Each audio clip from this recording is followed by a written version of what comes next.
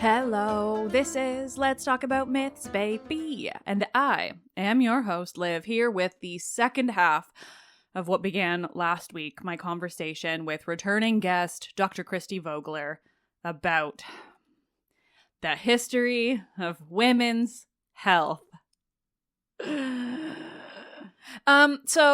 This episode is really, really interesting. I think it's also very enjoyable, just fortunately, because Christie and I get along so well, and it makes talking about a subject that is so utterly terrible and close to home right now, entertaining instead of just depressing. We do try to keep it, my version of light is just like be dark, but like sarcastically. So we try to keep it light as much as possible, but we are looking at this history, the history of Hippocratic medicine and sort of how it has gone since. I won't try to get into it too much. This episode is long enough, but it's really interesting, and it couldn't be more important than now. So I hope you listen. I hope you like it.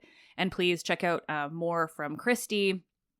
And know that Christie's wonderfully fun podcast, Movies We Dig, is joining the Memory Collective.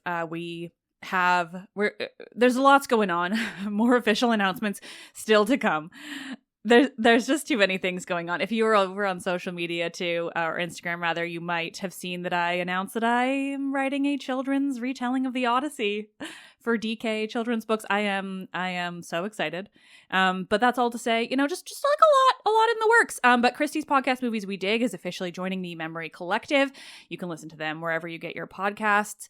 They are awesome and fun and lighter in a way that, this show isn't always. So give them a listen as well. And in the meantime, just sit back and enjoy more reasons to be righteously angry with the system so that we can all just burn it to the ground.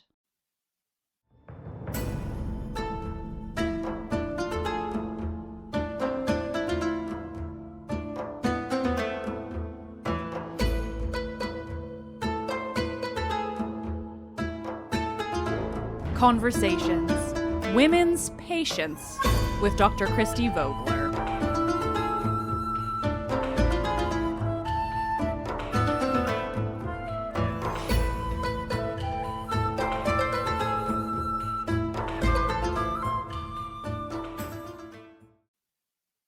I was like, I don't fully remember where we left off, but I have a feeling that Christie is so organized. She's going to know exactly. I highlighted in green. I'm like, this is where. Oh, I love it. I love it. Well, to the listeners, we had to record this in 2 chunks, which is the first time I've done that for the show because we just had so much to say. And we're like, okay, no, let's just pause and come back next week and do a ton more. Yeah. Well, and as I pointed out, it's like I'm covering so much material. I feel like I'm oversimplifying things. Like Hippocratic medicine is the foundation of Western medicine. Like there's something good there because we've been doing it for so long, but I feel like I'm kind of focusing on so many negative aspects. But it's like I had 15 weeks to teach this before, and now I'm like put it into 3 hours, and also easily, 3 hours is still going to be like one of the longest. I mean, it's probably going to be 4 and the longest I've done, and still not enough because there's so much. Yeah, there's always more to learn, and I was actually getting worried because it was like, man, this feels like such basic information I'm putting out there. But I loved like your responses are just like, no, I've never heard that, and that's fascinating. I'm like, oh yeah, I once upon a time too found this information out and was like horrified. Yes, that happens with so many of my guests, and I love that. Like, Yeah. because it becomes like somewhat normal to you as a researcher, Mm-hmm. and it can be easy to forget that like this is information that other people be like, oh my god, that's so cool, thank you for telling me, and then it'll like stay in their mind, Yeah. and keep going from there. But what you said about Hippocratic is it's interesting, and I think a great way to like transition us like straight back in, because I think it's really, I mean, I don't know. It's so interesting to hear all of these like origins of Western medicine type stuff. And like, yeah, it definitely would have had a lot of value that we kept. But I also think there's something, and maybe this is just where I'm at in the world, / obviously it is because everything's on fire. But, and I've become like crazy anti-colonialist and anti-capitalist over the last few years. But Mm-hmm.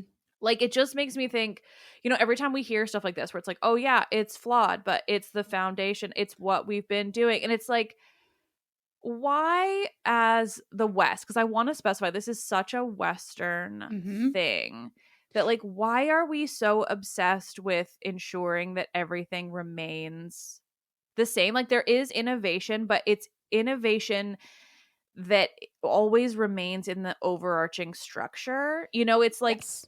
I keep harping on democracy, which I recognize is like a problematic thing to be complaining so much about. But I also think that that's part of the propaganda against us, is this idea that like, if you speak out about the structure of democracy as it currently stands, like you're somehow you're like for totalitarianism. And I'm like, I'm pro the idea of democracy, of like rule by the people. But the way that we have it now in the West, particularly in our two countries, is not the rule of the people. It is an oligarchy in the form, in like putting on like the hat of democracy, because we don't all equal. I mean, especially in the States with gerrymandering and all of this, we don't all have an equal vote. And I somehow have already turned this into an anti Western rant, but the Hippocratic of it all just reminds me, like, yeah, like obviously there is some good that it did give us Western medicine, and that is great. But like, what is it about these things that like don't allow us to go and look back? And it's like, it is the patriarchal structure overall, because we don't. Yeah, if we were to go back and rewrite, these origins of Western med, the origins of democracy, like if we were to go back and rewrite those things now in line with the current world, that would be a threat to the patriarchy. And so we're not allowed to even talk about there being an option of rule of the people outside of the form of democracy as it currently stands. Or we can't talk about like a medical structure outside of the Hippocratic structure, even though the Hippocratic structure was based on the idea that women are just wrong men. But like, but if we were to examine that structure as a whole, we would be forced to break down the patriarchy, and they won't allow that. And so here we are. Yeah, and there are definitely medical practitioners that say healthcare is a social justice issue for all of these reasons. And I vividly remember a conversation I had with a student about, at the end of the day, it's like, it's an androcentric view of health and medicine, right? Absolutely. And in some ways that simplifies it, because the human body is fascinating, and there's so many parts that we're still like, if you think about just being able to examine the brain, and how recent of a development that is. If you kept medicine to one standard body, there'd still be so much to figure out. Yeah. And this conversation I remember with the student was just kind of like this idea of opening up more diverse opinions, and he was an older student I had, and it was a good conversation, because he points out, it's like, I just feel like all they do is just bring problems without solutions. And the counter to that is, because that is what it seems like, right? It's like, we're just highlighting more and more issues that exist. But the problem is, those problems have never gone acknowledged, and until you acknowledge a problem exists, you can't even talk about solutions. No, exactly. So we have to highlight that these are issues, because like, there isn't a solution.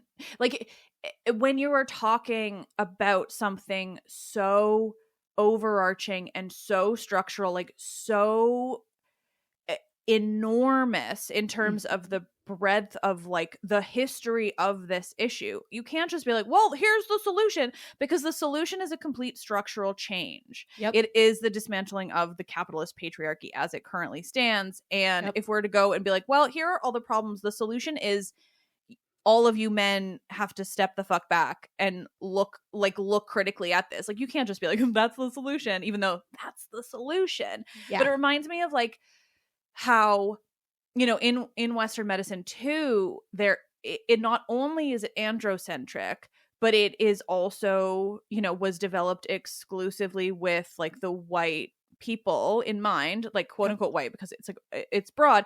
But it reminds me of how, like, you know, particularly in North America and obviously like worse in the States, Black women die in childbirth. Like, I don't even know what the statistics are, but they're horrifying, and like more than white women, because all of the medicine has been based around not only white people, because I think that if even if all of it had been based on white people and just generally like just as a like testing, that would still be a problem, but it would not even be as big a problem as it is, which is that the idea was that Black people like didn't feel pain the same way, so they didn't treat them the same way. Like, those kind of structural things exist in how we founded Western medicine. And so to look at something like that, where it is on its face like only about white men and everyone who is not a white man is suffering under this medical system, like, obviously the solution is only to dismantle it and put it back together in a different way. But that's true of the whole patriarchy. Anyway, well, and just to highlight that, like, that goes back to, you know, these 4 humors are associated with particular colors: red, yellow, choleric, black bile. Which one am I missing? I'm missing one more. Red, yellow, something blue. Black. Is it white? It might be white. Like phlegm or pus or something? Yes. So white. Yeah. Phlegm. Okay. and as I mentioned, it's like Linnaeus, the father of taxonomy, who we never problematically hear about in our textbooks when we learn about, you know, the advancements of science and everything. He did that to humans. And he literally, it's like red is native indigenous people, black, yellow is Asian, white. And then he said they're different species, so that you can then go into these experimentations saying that like a certain race of individuals can handle pain differently. There we go. Yeah. Than this one can. Yeah. That's horrifying. Like, that's and it's so hard to have these conversations when you know that that there is an entire group of people who don't see this as a problem, or don't see it as a like patriarchal structural problem. Like, they're you know, like the colorblind people, you know, those white people who just head in the sands, like pull up your bootstraps, or like, you know, sorry, this is I don't mean this to become so political, but obviously also I'm me. But like, it, you know, we're seeing right now all of the DEI stuff coming away, like being repealed, and people are talking about like, oh, now they'll have to work on their merits, and it's like, it was never about merits. Obviously the coup just got cabinet positions in our government. Yes, it was never about merits. The reason why I saw Akilah Hughes posted this somewhere. I saw it on Instagram, but it was like a screenshot of like Twitter or some threads, or I don't know.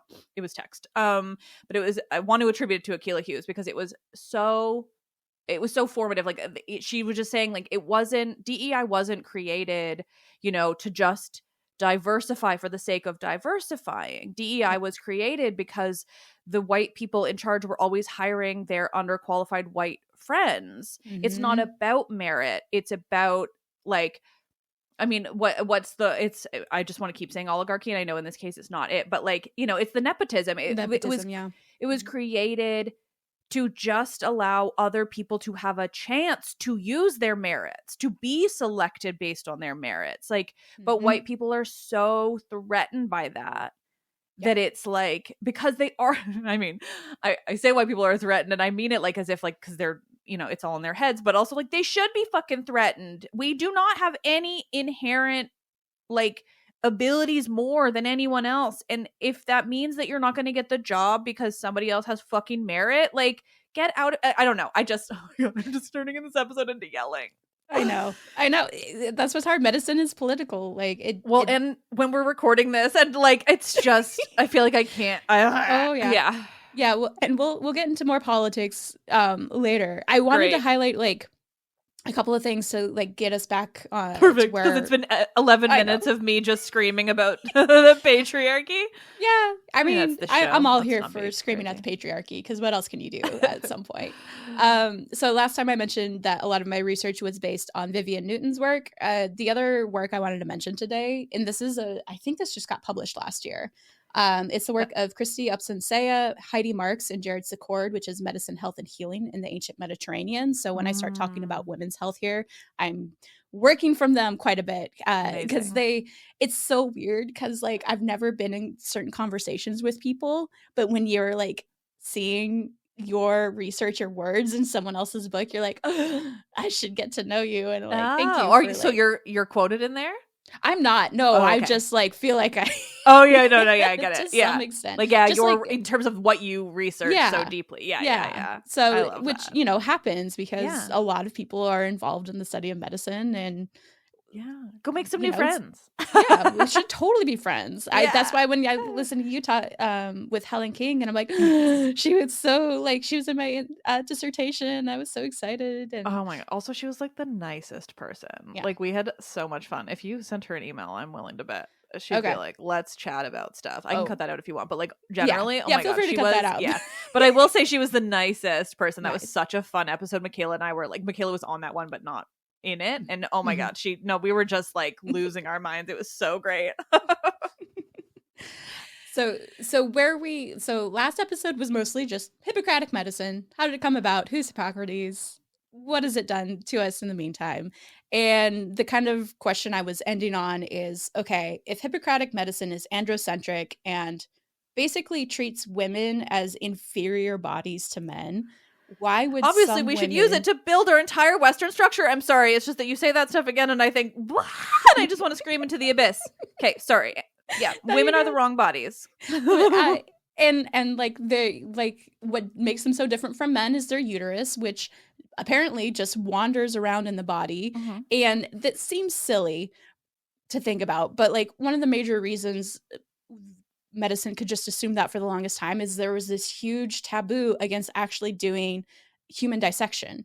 So like even like opening up a corpse, you hear later in later centuries of like grave robbing and taking the corpses to medical schools. Yeah, that does not happen under the Greeks. They're like, no, we might say there's a rational explanation for illness, but nobody wants to be haunted. Like that. So no one wants that. Do you think it was like, so I think about haunting for sure, which I love that for them, but also like I feel like it was also that pollution, right? Like not wanting to dissect a body because they would dissect not humans. They would dissect animals, or they'd perform vivisections, which is live dissections of animals. A lot of people benefited from either working in the military. So the Roman military developed what might be considered the first like hospital system in the Western world, because they had a bunch of people who were injured and sick all the time. So you would have doctors who'd get to do surgery there. Galen worked as the doctor for a gladiator school for a period of time. So he got to learn a lot about like muscles and things like that from that experience. So, but that was the closest you could get, is someone else cut up the body and you get a little gander before you sew them back up. Yeah, and I imagine they weren't doing that to women in most cases, because I mean, if it is primarily on like sort of a military military like kind of purpose, they're not seeing where the womb is, because they're not allowing women in those spaces. So they're just continuing to assume it's wandering around. There's the assumption there, and then if you have like a prolapsed uterus, which might be one of the most common things you would come across in a woman that you would get to see, it's like, well, obviously the uterus just moved somewhere it's not supposed to be, right? And so like what they could observe is in part like confirming something. Yeah. So yeah, the question is like, if folk medicine was a major competition for Hippocratic medicine, and it was gender, like that was a space that women could operate in, why would some women then choose to become medica? Why would they choose to train in Hippocratic medicine? And like, to me, that's a really interesting question. It's like, why do you choose to work with the system that is subjugating you and dehumanizing you to a certain extent? I mean, isn't that the question? It really is, right? It is a big, enormous question. Yep. Screams at all of the white women. I mean, us being some of them, but Jesus. You know, it's the same idea of like people who want to get into the system because they want to change it from within. That's another possibility. Whether or not that is workable, that's a whole nother matter. But like, you know, there can be different reasons for doing so. So yeah. So as I mentioned last time, major problem for women in medicine is the uterus. The solution to that problem is sex and pregnancy. And I'm pulling out another book because it's just, when you lay out the logic of it, you're like, how did that make any sense that would be a cure in Hippocratic medicine? And I'm going back to Cleghorn's book, Unwell Women, and she just lays it out really well. On the Greek island of Kos, many centuries, this is just an anecdote that she made up herself. A girl was taken ill. At first, she felt strangely weak, her chest heavy and tight. Soon, she began to shiver with fever. Pain gripped her heart. Terrifying hallucinations swarmed her mind. She was found wandering the streets, so consumed by heat and hurt that she wanted to end her life. Throwing herself down a well or hanging from a tree by a noose would have been pleasant compared to the torment that racked her body and mind. So that was an assumption, is that like the wandering womb could like cause a young girl to go so mad that she would unalive herself, basically. Right.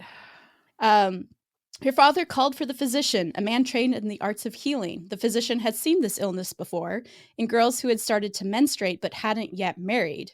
As they developed into puberty, their plentiful female blood had been used up by growing. So like they have so much blood in their body, but you're growing, so that's not you don't have a surplus of it. That would make you sick. Plentiful female blood. Plentiful.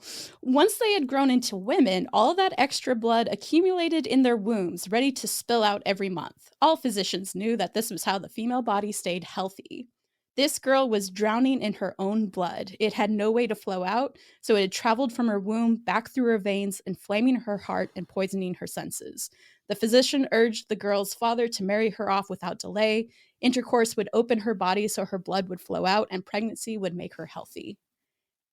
And like, it's horrifying, but like you see kind of the weird, strange logic behind it when you can't fully understand what menstruation is. Yeah. And that's not the cause.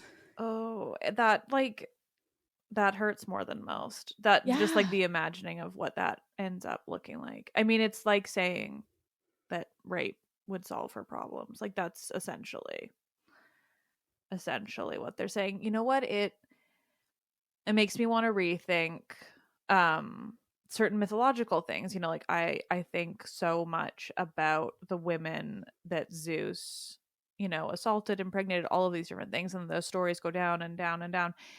And like, you know, there are so many things to break down about like what that is saying about a culture, but that feels like one of those things of like, well, don't worry, like a god will come down and fuck it out of you. Yeah. Yeah.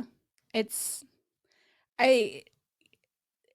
just kind of scary that like that's secure, and that's what, you know, that ends up becoming some of the logic in marrying girls off young too, right? Like to much older men in their lives, and you don't get to really have a childhood as a result, because not only is this being reinforced culturally, you're now enforcing this through medical literature. It's like it's medically like recommended assault, essentially. Like it's like, they can say marry off, but this girl is like fucking 13 or some shit, and she is being quote unquote married off. It's forced rape. It's literally forced rape to heal what is almost certainly like, you know, like PMS related fucking depression, like straight up PMDD. Like, this woman is suffering from extreme PMDD, and they're like, fuck it out of her. And the alternatives weren't much better. So surprise. So the Hippocratic author, there is a book called The Diseases of Women, posits that women are susceptible to ailments of, so another word for wandering womb is uterine suffocation. And so a number of treatments would be prescribed for these ailments. You would have purgatives that were either ingested or delivered through suppositories that would provoke the expulsion of an overabundant humor. So if you were very unlucky, they were trying to repel the womb. So they would have women inhale foul smells or ingest a repulsive drink. Sometimes it was nicer. Sometimes they would lure the womb with good smells. But this involved the process of fumigation, where you would smoke out a woman's vagina with sweet smelling fragrances or inserting pleasant smelling pessaries. Like, okay, not a fun solution there. Other treatments, because again, a lot of it's associated with too much blood, included cupping, bloodletting, bathing, herbal douches, massage, including digital palpation of the vagina. No wonder you have all of these later Roman men being like, I think they're going to try and poison me and steal my wife. And binding the woman's midsection. So those were the alternatives to, you know what, just make sure she's having enough sex and gets pregnant. Because according to ancient medical writers, that was the most effective treatment. Like I just sorry. I'm so horrified. Yeah. And so this is what kind of we've been talking about, and Upson-Saia, Marks, and Secord kind of point this out too, that historians notice how ancient gynecology buttressed the interests of elite men and the state. So first, it entrenches men's superior status by grounding gender hierarchy in anatomical distinctions. And then this later goes into race as well, as we've talked about. Yeah. And then second, the dominant treatment for women's illness, especially pregnancy and childbirth, ultimately served the reproductive interests of elite households who wanted to pass on their family name and wealth to heirs, while also serving to the reproductive interests of the state, which was continually dealing with population shortages. And so that's why you see things now like white replacement theory and low birth rates being a major concern in some nation states, and why they are creating laws that instead of supporting women and giving them social safety nets that make them feel safe in like producing more children, they're just like, no, we're just going to force you to have more children and not provide those safety nets. I hear stuff like this, and then I think back to the volume of people over the 8 years that I've been doing this show who, I mean, and also like this is true for the whole of our fucking world, but like the people who say that the patriarchy isn't a thing, or that it's like an excuse. And it's like, are you just not paying attention? Like, do you just have your eyes closed? Like, what are you fucking thinking? Like, this is literally everything we talk about all the time. Like, I mean, my entire career, I think, is based around like looking at the origins and evidence of the patriarchal structure and how oppressive and dangerous it is. And just like you're saying, like, this began in these worlds where they could oppress women. And then as soon as these notions of race hierarchy were even like beginning to be imagined, they were like, great, we can use this also to oppress people who we don't see as appealing. This is like tangentially related, but it's a thing I learned recently, and I just want to say it here. But the country that I'm not going to say its name, but you know, the one that's currently committing genocide according to all of the necessary international courts. That country, I saw someone talking about how in, I think it was like the 80s, maybe, you know, that country's only been around since 1948, so we can't go that far back. But there was a period where they were getting a lot of immigrants from Africa. And it's important that I, you know, state this part, but they were Jewish, right? Like that is a requirement. They were Jewish. They were falling into the categories necessary, but they were Black because they were coming from Africa. And a lot of Western cultures don't like to understand that those things have spread, and that, like, obviously, especially with a religion as ancient as Judaism, and this is where I talk about Judaism as a lovely ancient religion, like, obviously there Yeah. people are everywhere, and that's why this country is really not about Judaism but about apartheid, because they secretly sterilized all of these women through like requiring vaccinations in order for them to emigrate to the country where, you know, they're supposed to be able to go because of their birthright. Yeah. And they sterilized them because, sure, they, in order to uphold their apartheid regime, like they have to accept those people because otherwise it doesn't make any sense, because it still doesn't make any sense. But they're not going to let them reproduce there, right? And it's like, that's a problem a lot. Like it's like, and yeah, I mean, it all just leads into eugenics. We are all, you know, the phrase is, I've been using it a lot, and it has come up a lot lately, but like, none of us are free until all of us are free. Like this is all interconnected. The history, the oppression, the resistance. Right.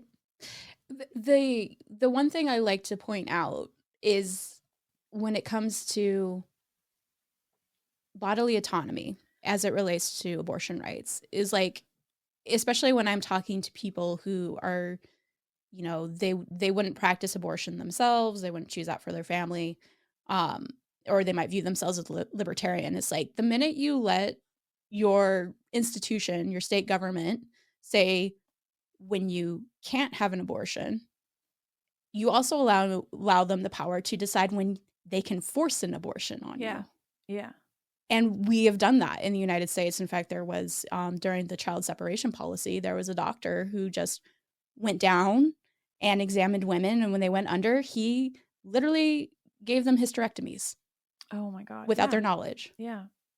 Like that is the real danger. It's like the loss of bodily autonomy in this one regard means that the government can control your bodily autonomy in whatever way they see fit. Absolutely. Yeah. I mean, forced sterilization in the Western world is an incredibly common thing in our history. And again, like, this is something that, I mean, you see it in headlines again with that country all the time. Like, if you're looking in the right places, you can see that. Oh, I recently saw that they a newspaper in that country, they released a report of, like, it was a survey of people, and who, I think it was like 70% called immigrants from Africa. Again, immigrants which do technically fit into the apartheid structure, but also don't, clearly. 70% called them a cancer. The word was cancer. And it's like, if we, I just don't even know what to say. Like, it's just so far beyond. Medical terms are commonly used to. Oh God, yeah. I'm glad I said that. So our president's latest statement of cleaning out Gaza, like, has these connotations of sanitation, medical terminology. It's commonly used to, again, dehumanize, because then you have to identify something as harmful, polluting, dirty. Yeah. Well, I mean, it's all Nazi talk, right? It's all Nazi talk. It's all medical talk too, which is the scariest thing. Yeah. But I mean, that's what. That's the missing piece in my sentence, is that, like, because the Nazis did all of this. The Nazis did medical tests. The Nazis, I just to apropos of nothing, absolutely out of nowhere. But the use of the term Asperger's to describe a subsection of autism is coming from a Nazi doctor. That name is a Nazi term, and it was intentionally created to separate autistic people from those with high need requirements and those with low, and give them this thing that made them special and different. And to have somebody use that term to describe themselves whilst explaining that they didn't do a Nazi salute, like, it just doesn't work. Yeah. So are you ready to have your mind blown some more? Oh, I don't know, Kristi. I'm sorry if I will inevitably derail everything you have to tell me with my horror. Because, like, all of this will just make us angry, and, like, my hopes is, in making us angry, we will respond in a way that will make helpful changes. Because again, healthcare is a social justice issue, and we should treat it as such. Absolutely. So, I tentatively have titled this as, like, women's patience with Hippocratic medicine, right? When you are being patient, what does that usually mean you are experiencing in a moment? You're waiting. What? You're waiting. Waiting? Is it just waiting? Oh God, I know you're getting somewhere. Like, imagine Tell if me. you're trying to be patient with Yeah. a customer. Right. Yeah. No, you're waiting, but you're waiting in a way that is like Suffering. Yeah. Oh, suffering. Yeah. Yeah. Yeah. Good word. So, this blew my mind to like realize, coming again from Upson-Saia and et al.'s work is, hang on, must find it to make sure I'm saying it. The ancient physicians prized patients who showed proper submission to and reverence for the expertise of physicians, as well as patients who mustered the courage and fortitude necessary to endure painful or distasteful medical treatments, the worst of which, again, seem to be reserved for women. Because if you also think about like the ultimate cure being pregnancy, women's mortality rates in the ancient world are not great. No, I bet. So your cure could be a death sentence. That I mean, yeah, I'll just be horrified forever. But that sentence really hits home what we were talking about earlier with the way that we in the West treat Black people, and the way that doctors up to this day in a lot of cases have been taught that they have a higher pain tolerance. Mm-hmm. And I just like it really boggles the mind to be able to like think something like that without any kind of logical thing in the back of your head being like, that doesn't make any sense. And through basic common knowledge of history, I can tell you exactly where that idea came from and how terrible it is. And it's quite literally that these patients, and I say this because of the way you use that word, but like Black people as patients were enslaved. They were forced to bear pain. That doesn't mean they don't feel it like us. Correct. It was forced upon them. And then the white people forcing them into pain and submission were like, oh, look, they can handle it. Let's write it into the medical books that Black people can handle pain differently. Like, are you fucking high? Yep. And that goes back into the thing of like assuming races have like a difference. They are a different human species, because that's just it. Black women were attributed of having super bodies that could tolerate pain, and therefore you do all of your experimental exactly that. Yeah, that's why, because they were forced to have experiments done on them and they didn't die. Yep. Like, are you kidding? Yeah. In fact, Dr. I'm pretty sure it's Sims is his name, who's considered the father of gynecology. His development, we love him. Yeah, his development of gynecology was not even through owning slaves. He just went down to the South and rented women. Fuck off. Who Holy also shit. Not only were the ones being treated by him and experimented on, they also worked for him at the same time. So they became trained in the same procedures. And most of them are unnamed. They aren't credited as the mothers of gynecology. Of course. So, yeah.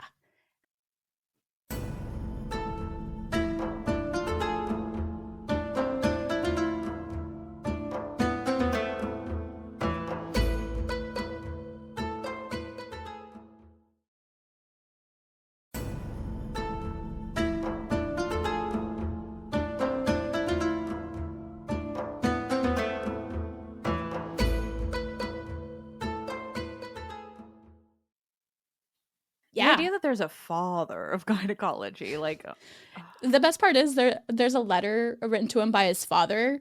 His father basically says is like, being a doctor is not a real profession. Go get a real job.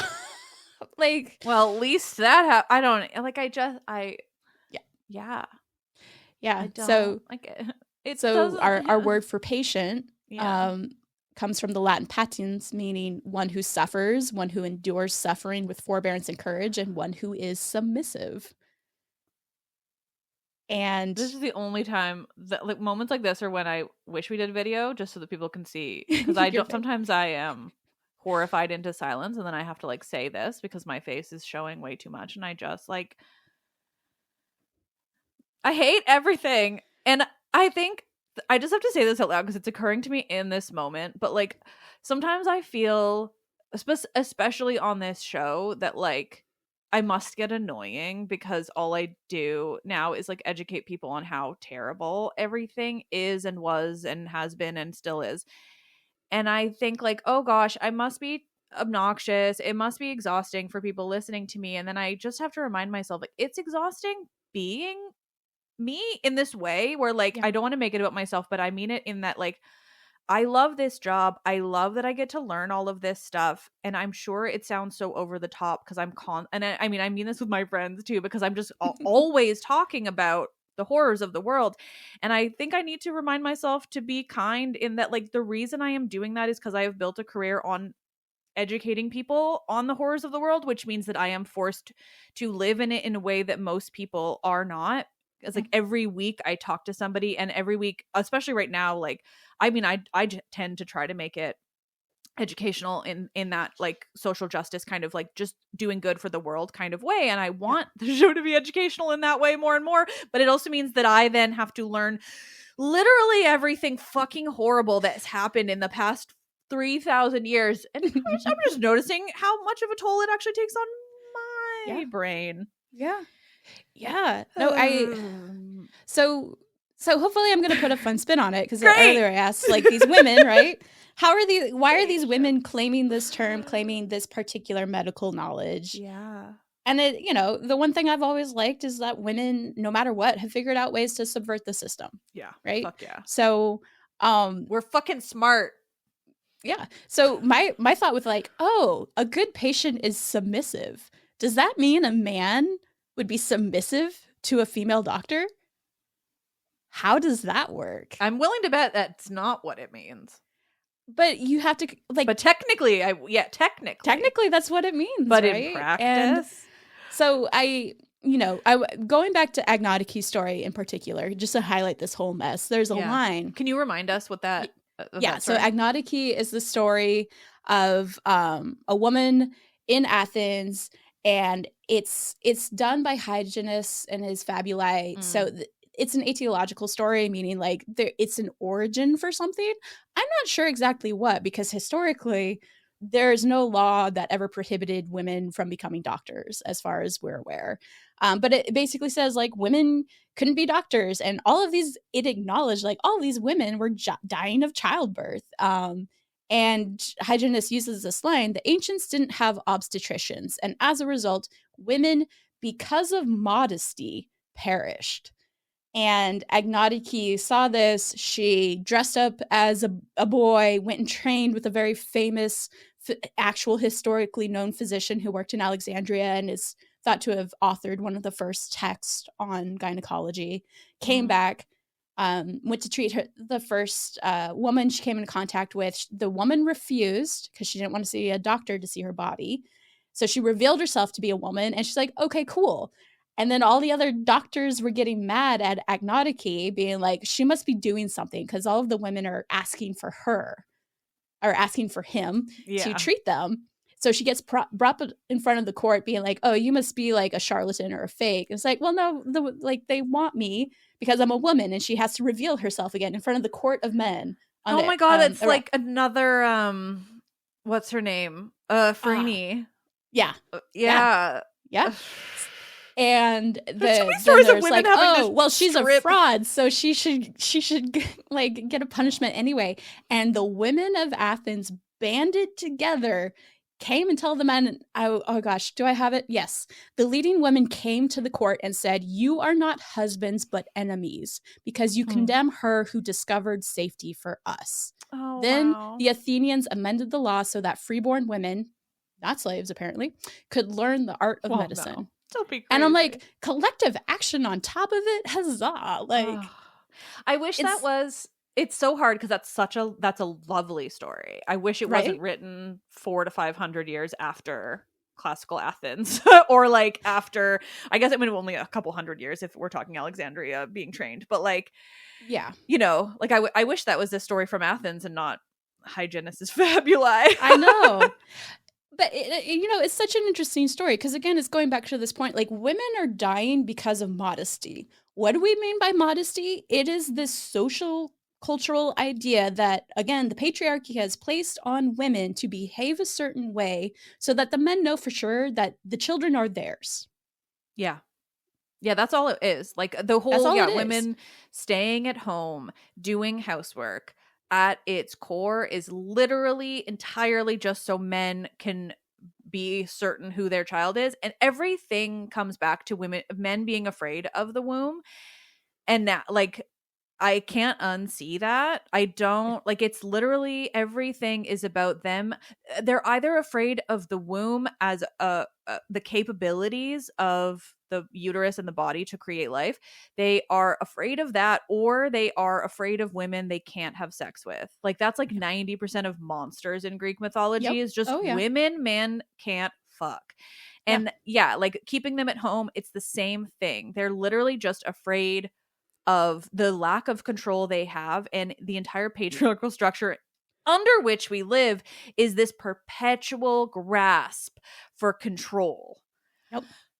And here's a woman, a mythological woman, we could even say, who's just like, you know what? I'm going to do something for womankind so that maybe less of them will die. And it's definitely the way that hygienist tells the story. It's like, she's not just showing up to like women who are going through childbirth. Like it's explained the doctors are upset because the women are going to Agnostici with all their ills. And like they even posit that the women are making up their illnesses so that they could, I don't know, hook up with this doctor or something. This is a question I have for you, Kristi, that's really for all the men who listen to my show. And the men who listen to my show and actually take this stuff in, I fucking love you. Thank you. Mm-hmm. And I want you to hear this question. Kristi, how many times do you think in your life have you talked to another woman and it has been about whether or not the doctor you get to see has been female?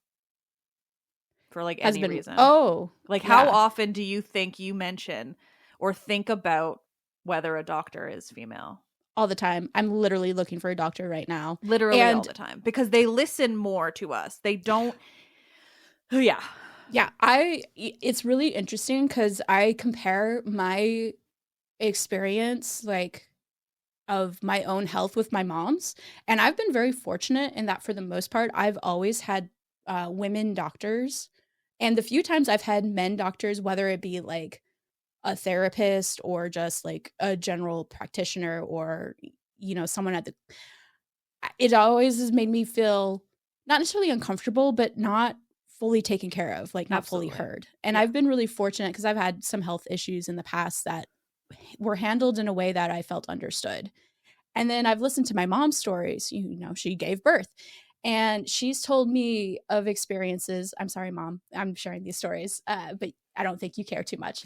When she was pregnant with my brother, I was a cesarean because umbilical cord was wrapped around my neck and chest. So like I couldn't be born the natural way. My brother was late and my mom didn't want to go through the excruciating experience of hours of labor. And she's just like, yeah, I'm just going to do another cesarean. And her doctor kept trying to convince her, it's like, I don't want to rob you of the experience of natural childbirth. Ew. Yeah. Yes. So there's that. The other one. Was she allowed in the end? Sorry. Oh, she got a cesarean. Fuck yeah. My mom don't mess around. Good. The other one is something that she experienced as a young woman that I also experienced. And I had this doctor. So I ended up with, I do have a tumor in one of my breasts, but it's not cancerous. But I was 20 when my female doctor pointed this, like, hey, you got a lump here. We're going to have to like look into it, all of this. And I was freaking out because I'm 20. I'm immortal at that point. Like, what? Yeah. And then I talked to my mom. She's like, oh, yeah, I had a bunch of those and they were all removed.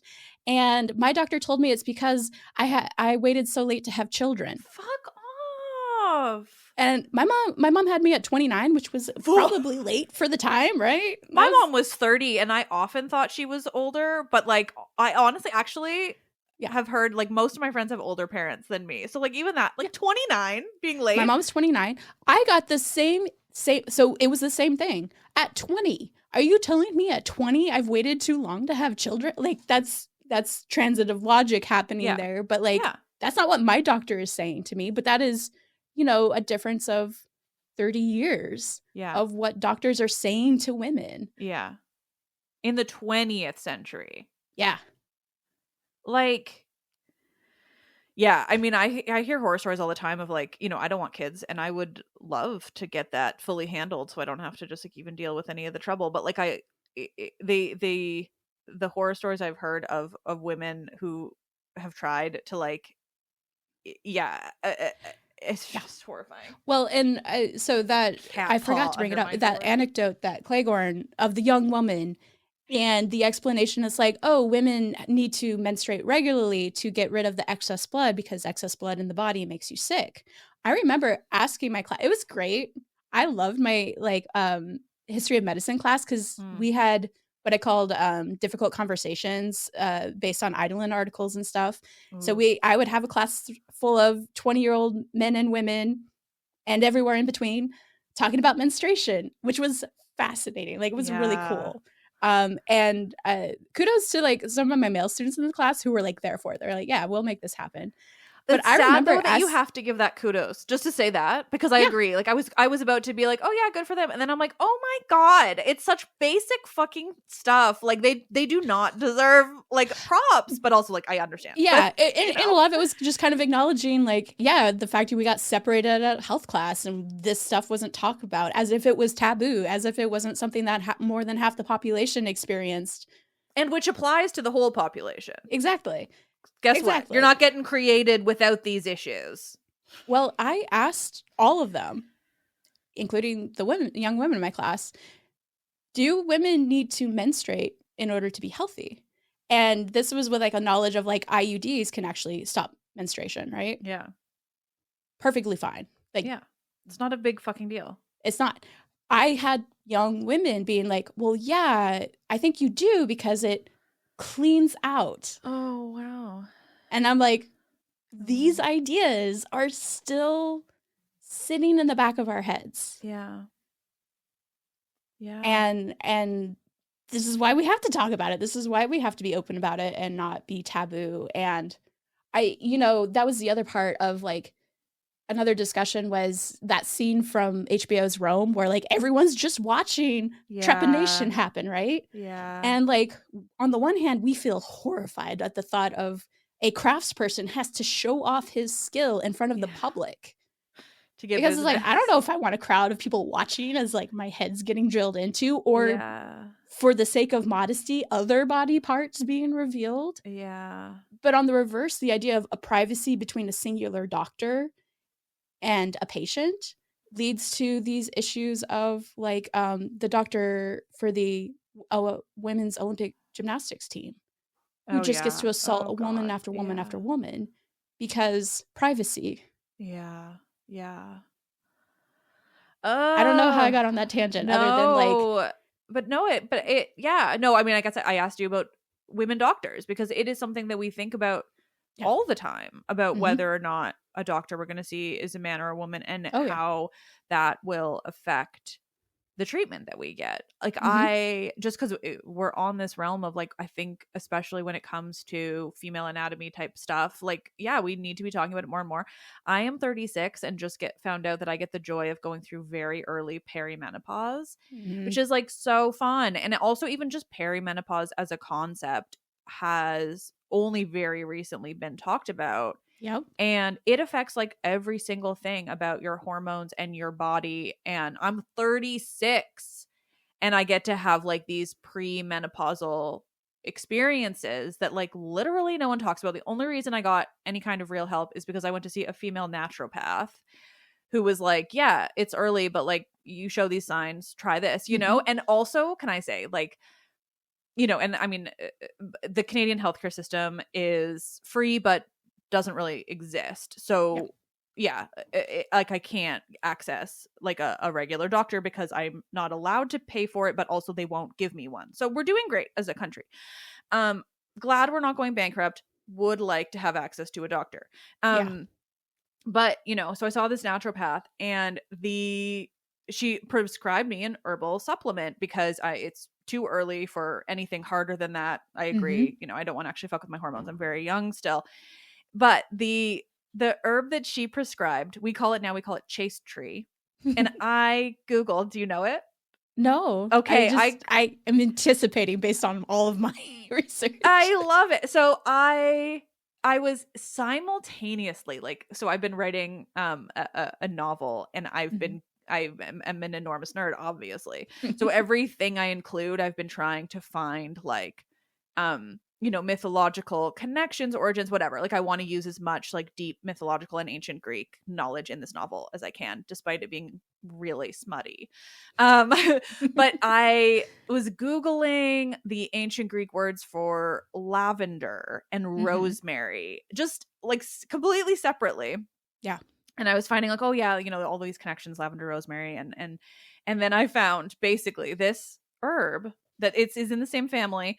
It was sacred to Hera, and the women took it for all of their like menstrual needs and menopausal stuff, and that is quite literally just the modern name of it. Now we call it chaste tree or vivex or something. There's like different names. It's all in that same family. It's literally sacred to Hera because of women's health, and I get to take it today. And I think that it says so much about folk medicine. Yeah. Because that's literally the only way that this herb is still being passed down as this option. But also how little we have done experimentally in terms of like actually solving these problems with modern medicine. Like we are still relying on folk medicine for a lot of women's health stuff, not necessarily because it works best, but because we're not doing the work to give us medical advancements in that field. Yeah. Anyway, yeah. Yeah. And like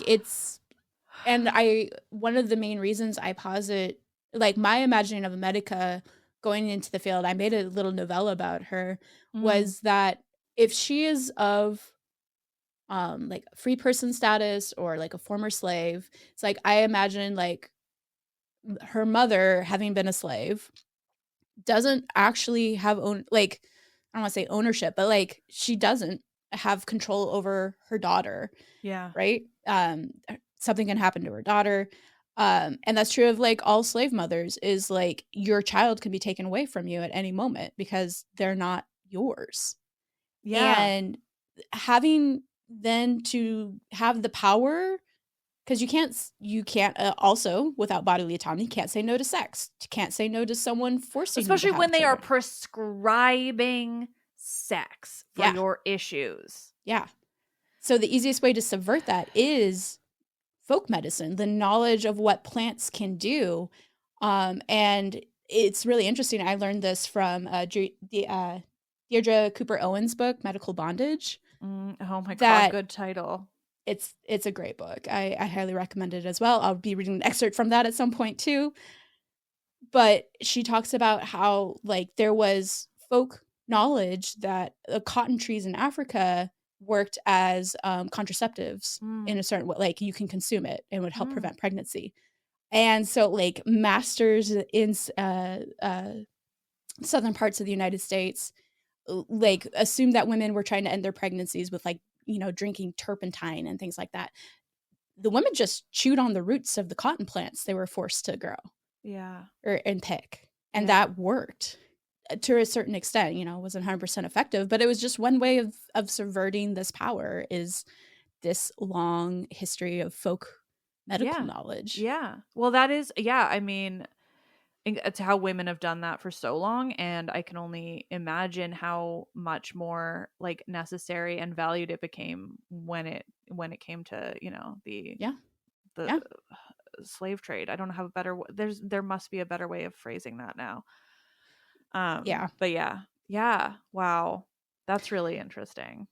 And so I was going back to agnosticy, and I'm like, okay, if this is an etiological story, what is its what is it the origin of exactly? Like, why did hygienists feel the need to tell this story? And I wondered if it's in part like this weird reaction to Hippocratic medicine and women's health, because they're saying like, well, actually women are dying, and until there's more women in the field of Hippocratic medicine, like women are going to continue to die. They're going to continue to be harmed. Agnosticy reasserts women's authority, at least when it comes to pregnancy and childbirth, even though her story suggests like she's helping with all sorts of illnesses that women are experiencing. And in some cases, being a woman could increase the likelihood of a patient submitting to their care. Like, again, like Yeah. a woman straight up refused the care of all the other doctors until Agnostically revealed she was a fellow woman. I mean, yeah, if a scary looking dude is making me submit for something and he is, oh my God. Yeah. And modesty tells you you shouldn't be allowing a man not of your husband or household digitally massaging your vagina, right? Like, yeah, probably shouldn't let that happen. Otherwise, you're going to face socio-cultural punishments. Yeah. For that. So, like, women were left in such a terrible position with the introduction of Hippocratic medicine and just male practitioners. Mm-hmm. Like, maybe they are developing things that are that would be helpful to women, but they're contending with these other cultural ideas that still put them at risk at the end of the day. Yeah. So yeah, and I'm just trying to make sure I'm hitting yeah, so Newton brings up this question where one drew the line between a Maya and a mediciner, is the term he used, was a personal one, since there were no laws that defined either profession. Again, there's no board certification that you are this or this. It is almost choosing the title for yourself and why you make that choice. Mm-hmm. The more difficult question is whether medical attention by women, like Fenostrate is another female medical practitioner that's mentioned, was solely given to women, children, and members of her household, or whether a male might seek her out. Like, that's kind of the question, right? Like, ultimately, you have to submit to the care of someone you might view as inferior, which is like a mind-boggling question of like, yeah, I'm sure would female doctors find that today all the fucking time. Like, I'm sure the stories are horrifying of men who won't listen to them. Like, or if it's your aunt who you've known all your life, who's your doctor? Like, exactly as Amelia Hilaria and, oh gosh, who wrote Ausonius Parentalia, loved his maternal aunt who was a doctor, cared for me like a mother. I bet you he listened to her. Yeah. Yeah. Because why not? Yeah. She's someone you trust with your health and your life. And that for women, getting that rank of someone people trust is like steps and steps and steps higher than a man. You know, like the assumption is that this doctor is someone you can trust because he's a man and he's a doctor. Yeah. But for a woman, a doctor, she has to like have all of these extra things in order to be trustworthy or. And at the end, it's like the Romans didn't trust the Greek doctors for other reasons. They're foreign. They're often of lower status. Like, that's where identity becomes such an interesting aspect of this title, right? Of like, okay, you can claim this title. Anyone can claim this title. That doesn't dictate how good your practice is or who you get to practice on. Yeah. So much of the rest of your social identity does impact that. Yeah. Yeah. And so, you know, there's later Roman Hellenistic evidence that suggests some women also treated men, although social pressures and expectations would have restricted any services to only a few men. Again, it feels likely, like, particularly family men would respond well to that. But this is also, most of our evidence comes from urban spaces, right? If there's only one person in your entire town who knows how to, like, stitch you up or, you know, what routes to take to deal with pain or a headache or whatever, you don't care if they're male or female a majority of the time. That's the only choice you have available to you. It's a good reminder of how much our knowledge of the ancient world is based in those urban spaces, but so specifically often, like, you know, obviously I think in ancient Greek, and I, you know, so often it's like everything we know is from Athens. And so, you know, for all I can point out these horrifying structural issues of the patriarchy, you know, and they are valid. Like, it is so nice to imagine that there were so many smaller towns, city-states, whatever, that didn't have the breadth of Athens and didn't have the longevity, or their just like their stories didn't get passed down because of all of those things. Like, and how many women were doing awesome things, Yeah. you know, outside of a place like Athens, which was so, and Rome, which were Mm-hmm. both so structurally patriarchal and so intentionally oppressive of Yeah. women.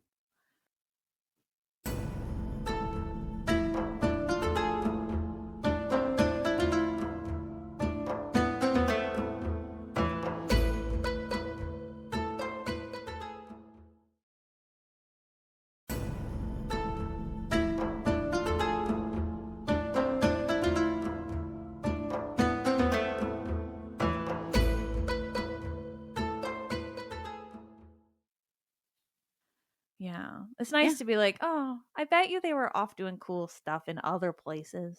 For sure. Like, that's why, you know, it seems so much more reasonable in my site of Central Sicily to be like, sure, a woman's practicing medicine here. Yeah, Why not? absolutely. It's literally like, even in Sicilian standards, it's remote. Yeah. Like, it's not on the coast. It's up in the mountains. Who are you going to turn to? Yeah. Yeah. So Upson-Saia, Marx, and Secord, they write, in antiquity, there's a recognition that patients had power and agency, whether in their ability to provide home health care, so you could provide your own medicine, their process for choosing and hiring a physician, or their acquiescence or disobedience to the physician's instructions. And I think that's something else that is kind of important to highlight, is patients themselves have agency in how much they're willing to submit to a doctor. And, you know, again, with the example of Nasser and the women's gymnastics team, it's like medicine has been put on a pedestal more recently, that people are more willing to give into this authority of this institution in ways that can actually be detrimental to their health. In fact, another common issue that many people experience is like, if they know they fall into a category of the BMI scale that puts them at overweight or obese, then very often that was all their doctor will focus on. Yeah. Instead of like actually just understanding the symptoms you're experiencing in that moment. So what you can do is, when a nurse asks you to step on a scale, you can refuse to do that. You can refuse to provide that information and be like, I don't want that to be a factor of consideration for my visit today. Yeah. Because also, like, we're speaking generally here, but I mean, I think that this issue is very, very focused on women. The weight loss, it's like a constant, like, you see like TikToks all the time, people just being, oh, have you thought about losing weight? Like, oh, my arm is swollen from this crazy wound, and a doctor will be like, well, have you thought about losing weight? Like, it's fucking horrifying. Well, and that's the same thing that like people are cautioning now, because women are always asked, like, when was your last period? Fuck, and now they can use that. You can refuse to give that information if, again, it's not the reason that you are coming in for the concern of today. Yeah. So like, and I think sometimes we forget that if like we are asked a question, we assume it's knowledge that our doctor needs. And that's not to say it's like weight is important in considerations of like how much medication you need. Absolutely. Yeah. So it's important in ways, like you have to be aware and balance that. Yeah. It's not like it's not ever necessary information. And same with when was your last period. But like, it's likely not necessary information. And it's one of those things that just gets asked. Yeah. Or like a lot of people assume is like, are you pregnant? And they can't trust when you say no. Yeah. Like, more often than not, you're forced to be tested. Yeah. If you're pregnant or not. Like, because again, pregnancy is also a strong consideration in how your doctor will treat you. Yeah. So for so many reasons. It's So the fun thing too is like, often it's not just the individual who gets to make these decisions, these healthcare decisions, right? It's not a private interaction like we imagine a doctor's office today. The patient, their family and friends, and even the household might be involved. Like, you know, rich households might bring in their slaves. I'm like, hey, I don't remember what I ate this week. What was on the menu? And like, so you might have different people in the household contributing to the diagnosis of an individual patient. They're also often involved in the care. It's really interesting that certain letters we get from the Roman men, that shows just how much caring for a friend who is ill is actually really a big deal. That isn't given to slaves. Even though there's this sense of pollution, although there's this sense of danger of taking care of an ill person, a good friend is going to be at your bedside. Yeah. Which is cool to think about. Again, Yeah. it's like this empowering aspect of being a patient. Like, you don't have to suffer Yeah. in a I don't know, sanitized medical space. Like, the care can look very different. Can I make another Go for connection it. to the downfall of capitalism? So yeah, I mean, one of the reasons why something like that sounds quite foreign to us today, and like, is because an enormous part of the function of capitalism requires us to not be together and not be a community. It requires us to be separated. It's why they don't love mass transit. It's why there are always all of these ways to make it still about like, oh, you're still driving yourself all alone. And it's why like the sprawl is, and like the lack of walkable cities in North America, like all of that is by design to keep us from forming close communities, because that is the only way that capitalism and consumerism can control us, is if we are lacking in those communities. Like, if I saw something today where, you know, if we can remain so consumed by consumerism, by individuality, by all of these things that are about like raising us as an individual above a collective community, like if that is all we as people are concerned with, that is how the ruling class remains happy, because we are not paying attention to anything else, and they can go on live TV and do Nazi salutes because we are more concerned with, you know, whether we have the newest Stanley Cup. That's so a dated reference, because I don't have one, and also neither do I try not to be in that level of the consumerist capitalism. So but you know, it like that is a huge part of it, and it's why this nice thing of like, oh, that was like a thing that you did as a community, like that's why that sounds so foreign to us, because capitalism requires that to be foreign to us in order to continue to maintain control. There are times I like would tell my students, like, man, doesn't that sound nice? Wouldn't it be nice if we went back to some of these practices that are thousands of years old? Because at the end of the day, a lot of it is the community aspect of like being willing to take care of each other. Because that's what medicine is at the end of the day. Or that's what it should be. And Galen's pretty great. Galen gives us some different stories where like we learn how patient, family, and friends can push back when they disagree with the physician's judgment, or if they're unhappy with the care given to their loved ones. Because at the end of the day, a patient decides if you're an actual doctor or not. They decide if you get paid or not at the end of the day. So Galen tells a story of a patient who agreed to comply to like one of his instructions, but as soon as he left, the patient and his friends erupted in laughter and disdain with no intention of following his directions. And a lot of medical texts complain about patients just not listening to physicians. So again, the whole rise of Hippocratic medicine is in part to just legitimize them, to give them authority and, you know, disparage their competition. Like that's a constant fight they're having to have patients listen to them. And so you saw the example from Domina. I sent you that clip. That one was so interesting. It's so good because it's like you have Augustus's entire family sitting around him, ex-wife, daughter, heir apparent, wife, and most of Augustus' family has hired Musa, this Greek doctor who's like the best physician in Rome. And Livia has her own personal, like she was this character was a former slave to Livia, trained in, again, what we might consider more like pharmacology, folk medicine, but like just is very knowledgeable, right? And she was freed, but she still works for Livia in this patron-client relationship. And Musa and Livia's Antigone, thank you.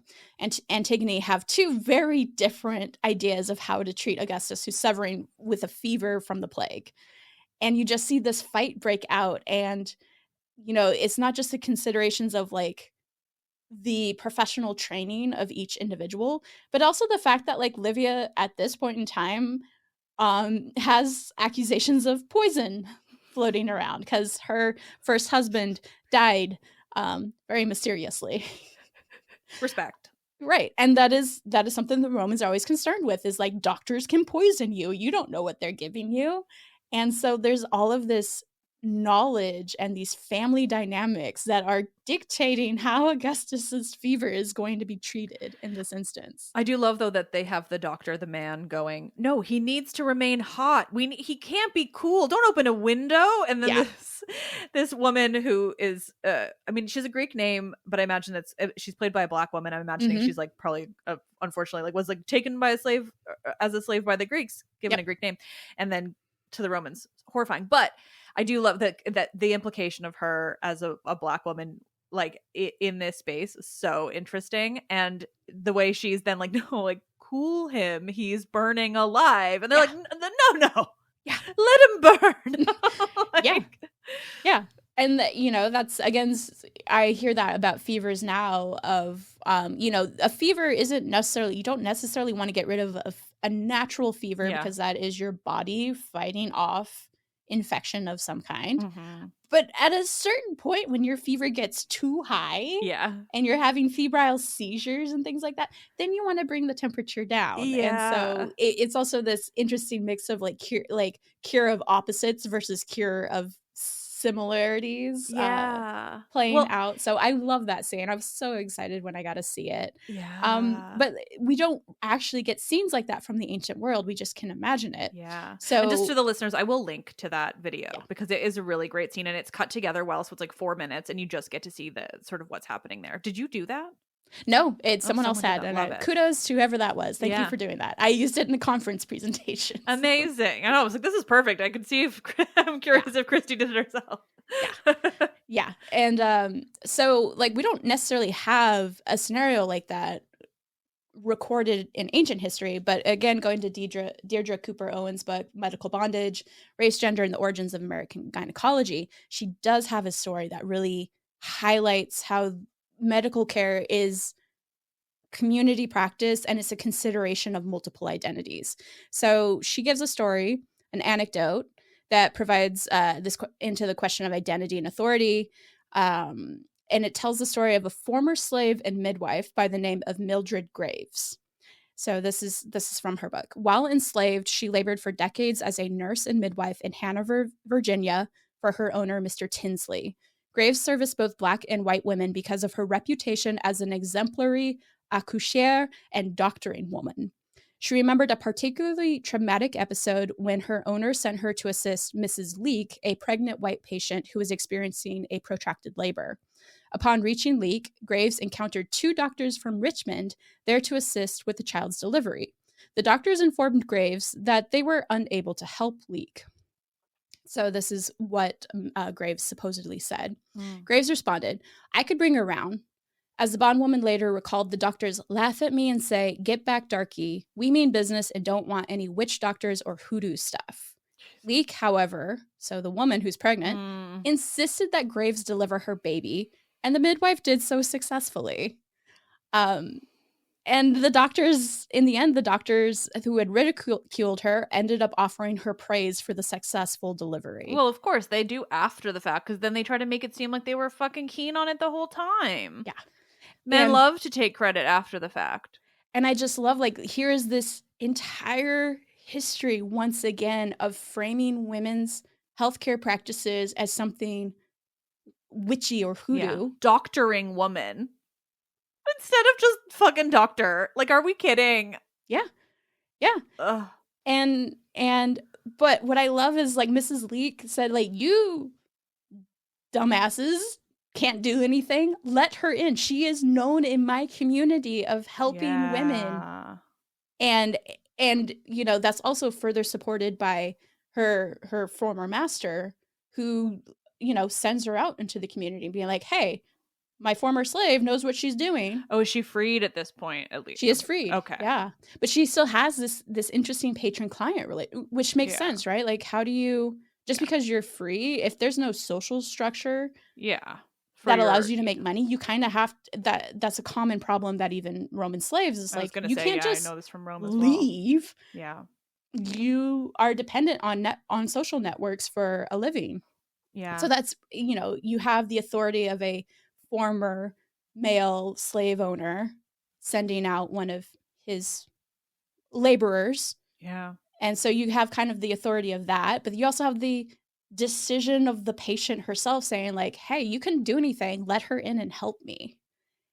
And like, I just love that there actually exists this perfect anecdote of like how identity and community all play into these decisions of like how we receive healthcare.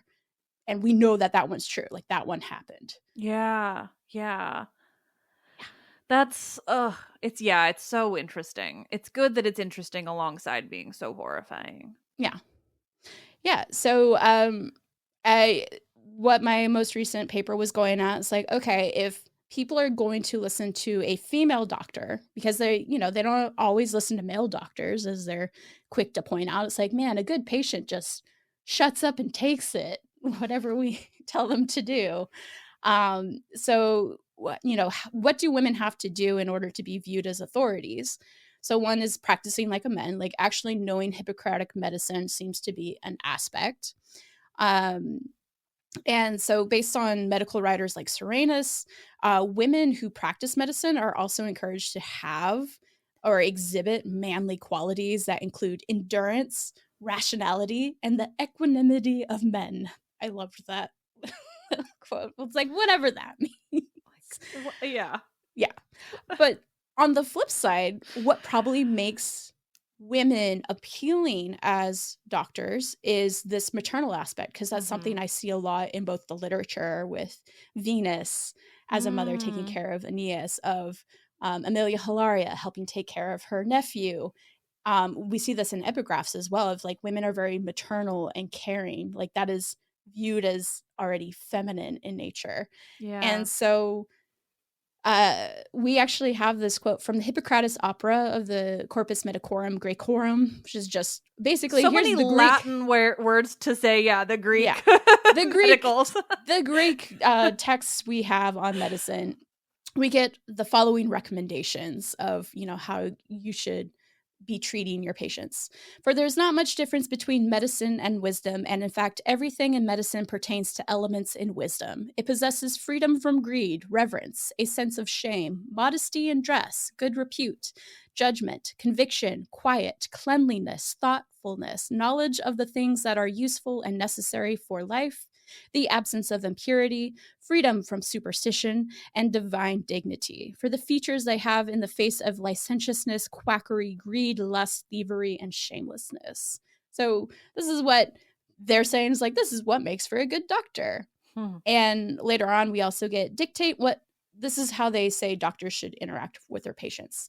Dictate what must be done in a friendly and gentle way, while turning the person away from their circumstances. At the same time, rebuke sharply and strictly, with attention and care, soften what details you must, while revealing nothing of what will happen next or what threatens them. For because of this, namely because of the disclosure just mentioned of what threatens or what will be next, many people have taken a poor turn. They're just explaining bedside manner, and it sounds like a parent-child relationship, right? Like soften what you can so they're not scared, but be firm enough that they'll follow your directions. They do it. Yeah.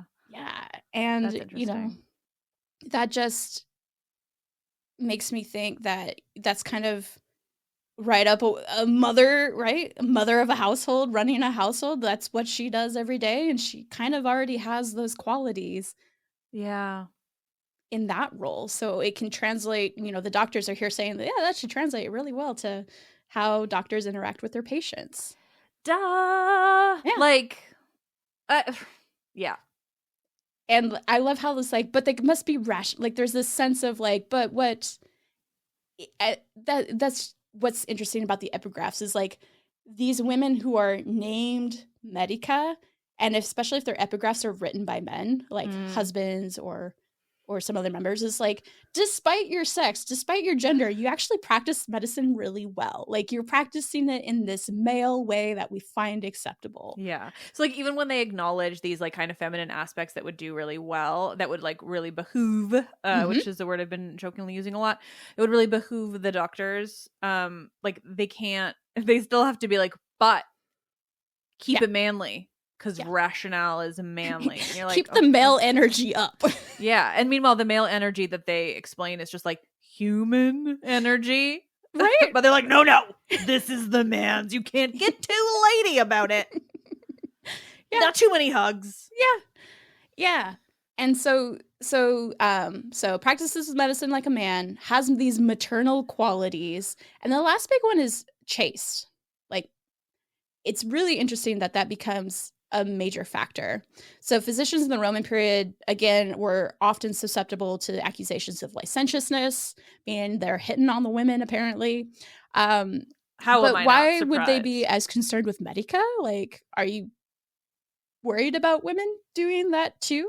Maybe they are. Maybe the men are frightened. I mean, they're very afraid of sexual women, so I would not be surprised. They are but like with female patients, are they? I don't know. Oh, yeah. Right? So one reason may be due to rational medicine's attempt to denigrate other healthcare practices. So like folk medicine being associated with women and then gets associated with witchcraft as a result. Witches are often portrayed as obsessed with things of the body. They are driven largely by bodily lust, like Apuleius's Meroe and Pamphile and Photis. So like, yes, women can be hypersexualized. Furthermore, the witch's lust is considered so overpowering that it can cause male impotence. So yes, can be dangerous to their male patients. As such, a female medical practitioner, especially one versed in folk remedies, could be just as dangerous to her patient as a male counterpart. Claiming chastity is one way, a significant aspect of appearing professional. There's another interesting consideration, though, of why maybe chasteness was an important quality that women had to exude. And it's the fact that a lot of them are of former slave status. So, at least that's true in Western Rome. Yeah. As a slave, even with specialized skill, a medica would have the stigma of being sexually available. Right? And her chastity would easily come into question. Legally, the former owner, now patron, no longer had the right of life and death over an ex-slave, nor could they claim total control of an ex-slave's labor and goods. But the relationship between former slave and master shaped the freed slave's behavior to the patron's advantage.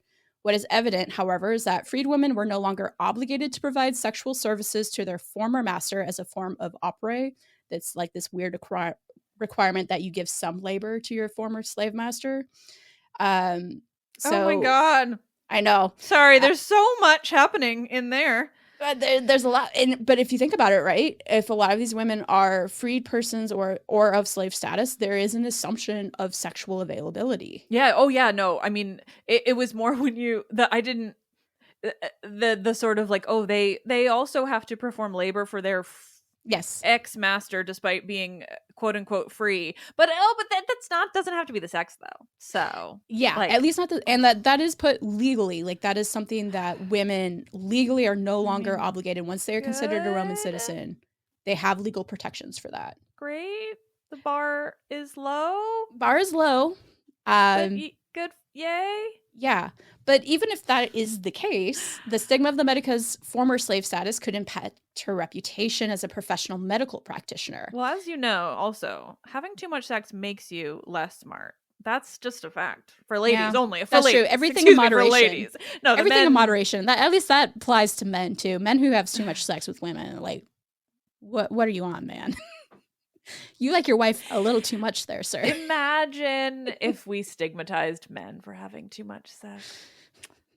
We try and it doesn't work. No, because they've done too much damage on the other side. Yeah. Yep. And also because we're not doing it seriously because it doesn't fucking matter. Right. Yeah. Well, so there's something interesting that we see with the medical profession. So remember how I mentioned earlier that a lot of freed slaves often maintain a patron-client relationship with their former slave master because that is the social network they have access to that allows them to make an income now that they've been freed. Yeah. There's not really any other social safety nets for them. It's really interesting to note that medical practitioners, what we see in the epigraphic evidence, tend to leave the households in which they were formerly enslaved. Interesting. Possibly, and this is just my hypothesis, possibly they're doing that to get away from this reputation of being sexually available. They're promoting this chaste aspect, which is very important to doctors because the biggest insult thrown at them is they're sleeping with the women and killing the men with poison. So, I mean, I thought that was just a really interesting pattern. This comes from Sandra Joshel. She notes that of 14 inscriptions that name an upper-class employer or household, not of the freedmen's former servitude or familia, 5 were nurses, 6 were doctors, and the other 3 were a cook, a procurator or manager, and an architect. So, we don't have a lot of examples, but the ones we do predominantly are in the healthcare profession. Yeah, that's interesting. It makes sense. Yeah. Yeah. So so that's why women are always kind of have these qualities when you look at their epigraphs, if they're practicing medica. Those are kind of the ones they highlight a majority of the time. Yeah. Sometimes if they're usually of slave status, they will literally just have their name and their profession and who they belonged to. So that might suggest they weren't as, they didn't necessarily receive freed status, so they didn't have a lot of money, they didn't get a lot of prestige, but they're still present, and someone acknowledged them that that was an important part of who they were. That's nice. So I just for a slightly lighter, because I in hearing all of this talk about the freed status, because I think it's really important to remember that, because I think we have this idea that freedom was freedom because they called it that, but it reminds me of another place where freedom is valued and yet where nobody's really particularly free. I wonder where that would be. You definitely don't live there, just to in case I'm not being obvious enough. I live in the state of denial, so freedom, but what does that actually mean? Exactly. But no, I think it's a really good reminder, just generally, outside of the medica aspect of what it meant to be quote unquote freed then and now. It's really interesting. And but I realized the original thought of this was it just brings me back to having read the Wolf Den trilogy, Elodie Harper's. And I think she handled that in such an interesting way, where you got to kind of see what that looked like, because spoiler, but not really, because it's just the first of 3 books, but the main character is freed from sex work, from prostitution in ancient Pompeii, and you get to look at what that looks like and how she kind of ends up becoming a slave or a master herself, and also is still beholden to these people. And it's just it's an interesting kind of examination of that without, I don't want to say without all the darkness, because also it's literally about prostitution in Pompeii. I've read the first book. It's dark. Oh, have you not read the second one? The second one, well, all 3 are great. Elodie is freaking lovely. The first one is dark, exactly,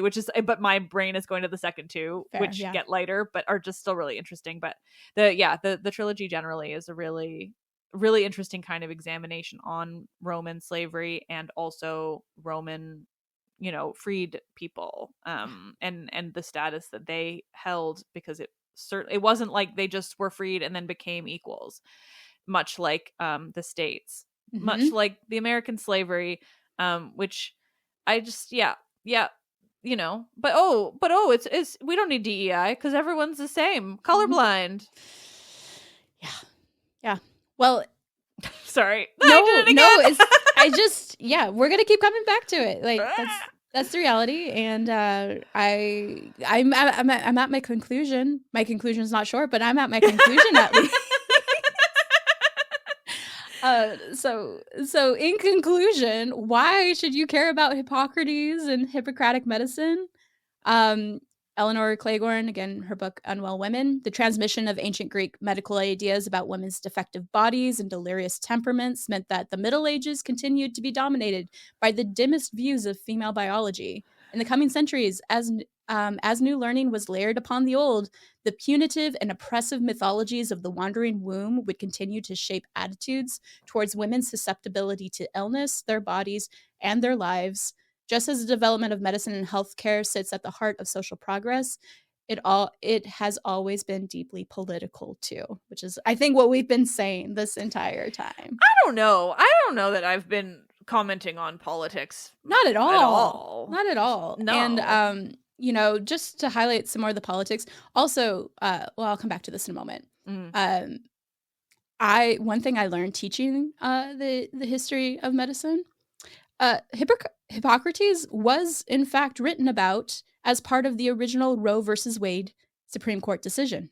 And there's an article in EIDOLON by Tara Mulder that investigates this fully, because one of the Hippocratic oaths lines says, "I will not give a lethal drug to anyone if I am asked, nor will I advise such a plan. And similarly, I will not give a woman a pessary to cause an abortion." And the reason it got brought up in Roe versus Wade was just one of the guys was asking, hang on, make sure. Did I have that down? Basically, he was just asking us like, why were they so concerned with it way back then? And he quotes a different scholar that interprets that line because, as I have talked about, Hippocrates probably didn't author the oath because he was practicing teaching people medicine for money and not keeping it in the family. Yeah. And he wasn't writing it down in that way. He was just doing it. Yeah. And so he talks about how this might be, it was definitely preserved, but like it represents other ideas in natural philosophy and Pythagoreanism, something along those lines. So all of that is documented in the original Roe versus Wade decision and had some impact on that decision. I would posit also that it's like maybe that was included in the Hippocratic Oath because it was one instance where male doctors were recognizing we shouldn't mess with that. We should leave that to the women. Yeah. Because as Agnodice's story told us, is like women were dying in childbirth, especially when male doctors were involved. So maybe it wasn't so much a prohibition against life. It was just an acknowledgement of like, maybe we leave this one to the ladies. Maybe it's up to the person whose body it is to determine what goes on with, around, in, from that fucking body. Yeah. Maybe we just let people decide what their bodies do and do not do because it has nothing to do with the state. Yeah. And anyway, abortion is healthcare. Abortion is healthcare. Abortion is healthcare. Yes. And, you know, why do we still care that Hippocratic medicine was androcentric from the get-go? As of July 2024, an article from the National Academies of Sciences, Engineering, and Medicine released an article titled "Significant Lack of Data and Research on Chronic Conditions Affecting Women is Hindering Diagnosis, Treatment, and Prevention. Report calls for enhanced NIH research effort." And what has happened in the last week? All NIH research has been paused. All grants in the United States have been paused. People, not just women, people aren't receiving cancer treatment because they're in part of cancer treatment experimental programs. Because we have now found a problem. Women are absent from medical knowledge, and we need to be funding and putting money into learning about them to improve the system. And it took only 2,800 years. Yeah. And it's still not happening. And it was started there was a great medical social justice movement to get more women included, to get other marginalized populations more included in studies. And it's coming to a standstill now. I mean, I also know, they've also paused notifying or like I assume it would be CDC, but I feel like CDC communications. Right, CDC communications with they've bird paused. flu going around. Well, and tuberculosis is overtaking Kansas. Yep. Tuberculosis. Yep. Yeah. So that's one side of the problem, right? Like the actual funding needed to make a more holistic healthcare practice is paused. Yeah. For who knows how long. Keep filling your cabinet with white Christian nationalists. Mm-hmm. The other side of it is my own research into women's experience with ancient healthcare practices. The work of all of these people I've been quoting would not be possible without research and scholarship developed through critical race theory, gender studies, queer theory, and disability studies. Trump has ordered the ending of DEI programs for agencies and stakeholders, but that will translate into any institution receiving federal funding. So in anticipation of this, my alma mater, the University of Iowa, planned to close its 50-year-old Department of Gender, Women's Sexuality Studies and Department of American Studies, both of which are replete with the kinds of courses and content that have been the recent target of Republican regent and lawmaker ire. And it's kind of a smart move. They're trying to relabel it. And so as my understanding is like the courses themselves are being kept. Okay. But good. They're being hidden away to an extent to hopefully not be targeted. Yeah. So they're creating a new school of social and cultural analysis, and it's going to include the African American studies, gender and women's and sexuality studies, Jewish studies, Latina studies, Native or Latino, Latinx, whatever. I don't mean whatever in that regard. I get it. And Native American Indigenous studies. All the marginalized knowledge is just being hidden away, so it wouldn't be targeted further, or where I was teaching, they're completely gone. Yeah. So once I left my institution, all the minor programs I was teaching in were removed, and that include archaeology, classical studies, gender studies, and medical humanities, which was geared towards students on the medical tract so that they could learn about all of the problems historically that existed in their discipline and how they might be able to address that going forward is now gone. Well, here's the thing.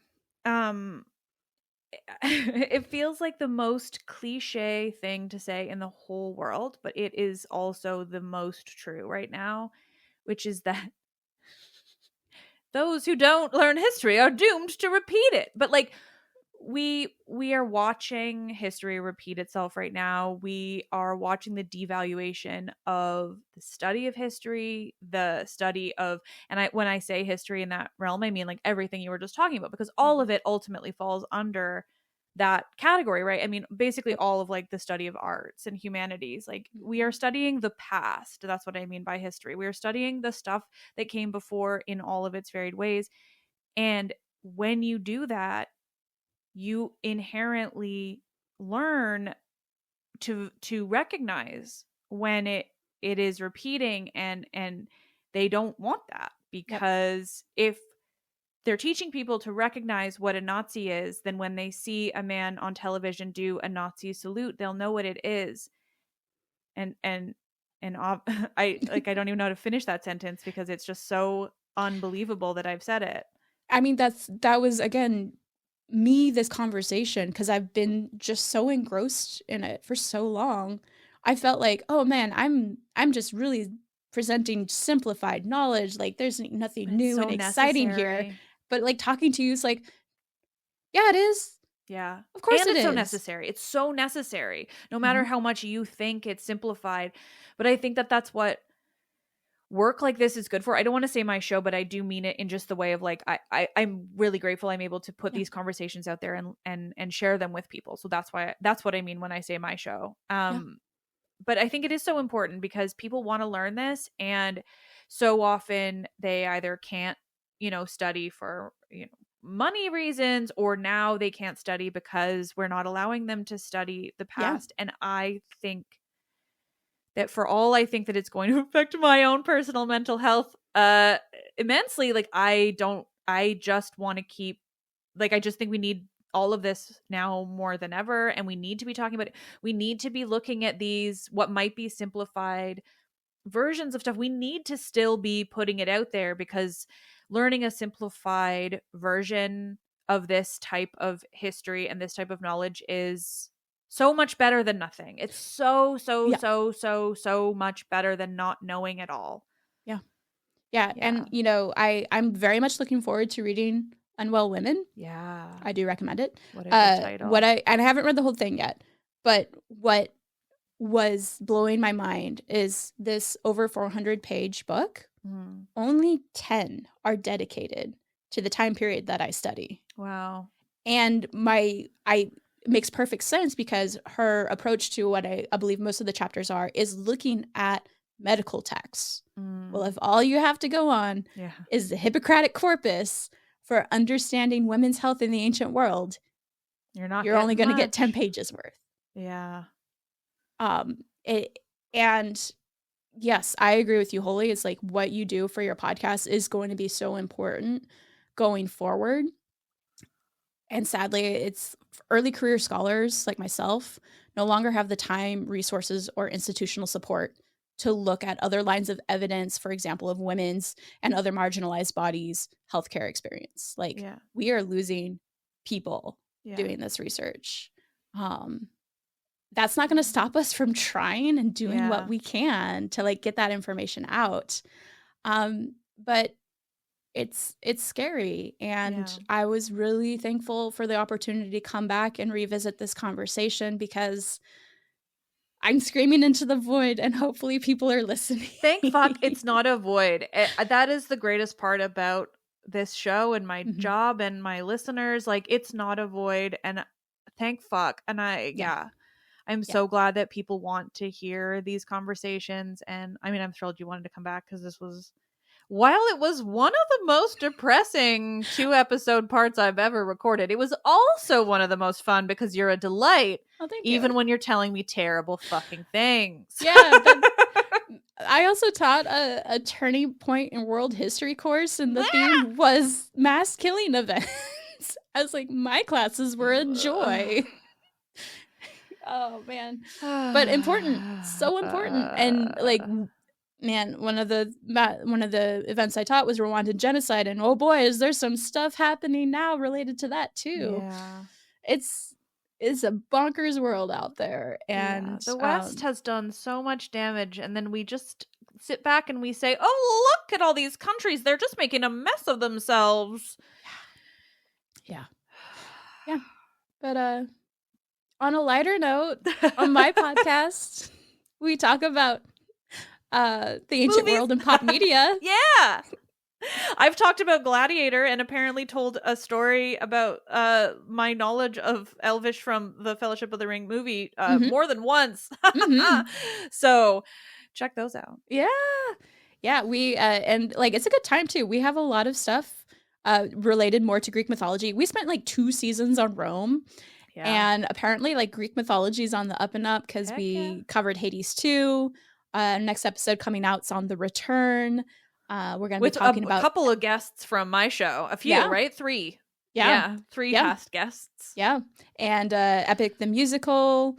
We covered Chaos. Like a lot of good Greek myth content out there to explore. I think we're doing Lore Olympus at some point too. So amazing. Yeah, you guys are doing all of the... I get asked about pop culture so often, and I don't have the time, but also like I thrive on the other side of it. And I am so glad that I have like friends who have a show, and I can be like, hey, go listen to these very smart people talking about this show. And also I get to go on it instead of actually doing it myself, which I love. And we're a fun bunch. Like, oh, absolutely. You guys are the best. We come with drinks made from Liv's cocktail. Heck yeah. And also I realized we've been talking about this and we haven't said the name of your podcast. It's Movies We Dig. Yeah, Movies We Dig. And a lot more than that. We cover TV shows, Super Bowl commercials, musicals, video games. We'll strangely enough, not books. Interesting. Apparently we ain't got time to read. But you know what? Like, respect. As someone who has to read also too much for their job, like you can't then sit down for novels, unfortunately, much these days. Or I find I can't read much Greek mythology novels because all I do is look into the Greek mythology and history all day, every day, that then after like a long day or on the weekend, I'm like, I'm sorry guys, I'm not picking up a story about myth, because then my brain just turns it into work. Yep. Yeah. Oh yeah. We're covering archaeology in film this season. So I have to turn off most of the time my archaeology brain, my historian brain, and my reception brain to enjoy anything. Yeah. Yeah. Oh my gosh. Well, I mean, thank you, Kristi, for coming back. Honestly, I mean, it really was so much fun. I'm so glad. Yeah. It's so funny because we planned this before we fully realized. We were just like, oh, like, yeah, we're just Talk like, about like, I'd love to have you back moment. on the show. Yeah, truly, it was so unintentional. Like, to the listeners, like, we were just chatting about a bunch of other, plans and schemes we have together, and I was like, well, you should come back on the show because like it would be nice to also get content out of having a fun conversation with you. Mm-hmm. And then the inauguration happened, and we sat down on that Friday, and we both were like, this one's gonna hit close to home. Yeah. And then 2 hours later, we were like, actually, we need to pause and take this back up for another 2 hours next week. Mm-hmm. Yep. But oh my God, I'm so glad we did. This has been fucking terrifyingly insightful. Thank you so much. Yeah. And people who are listening, if you want to hear more about ancient medicine, let Liv know. Let me know, because there's some ideas. I had a 19-page timeline and it wasn't enough. So. Yeah, let us know, because we have some ideas. Mm-hmm. So we have some ideas. That's what I'll say. Yeah. Do you want to tell the listeners, other than your wonderful podcast, Movies We Dig, where they might find more from you or read more? Yeah. Probably the best place to find me is on Blue Sky under the handle @Vogue Archaeology, Vogue like the magazine, .bsky.social. I spend the majority of my time there parading both as myself and as Movies We Dig. I try to keep the Movies We Dig one, we try to keep very lighthearted. So like just the pop culture stuff. If you need a palate cleanser from doom scrolling, that's the best place to find us. Also, I've put up some of my conference presentations on YouTube under the same handle. So if you want to see a more academic, I guess, approach to this topic, you can check those out as well. Amazing. And I'm going to try to remember to put some of those books you've been reading and recommending into the episode's description too, just in case people I think a majority are included in the works cited. Oh, right. Of course. Yes. You have a perfect. I love it. Well, thank you again. I'm sure you'll be back. Yeah. That's me saying stuff that we know that the truth behind it. For sure. I don't know what I'm saying now. Thank you for having me.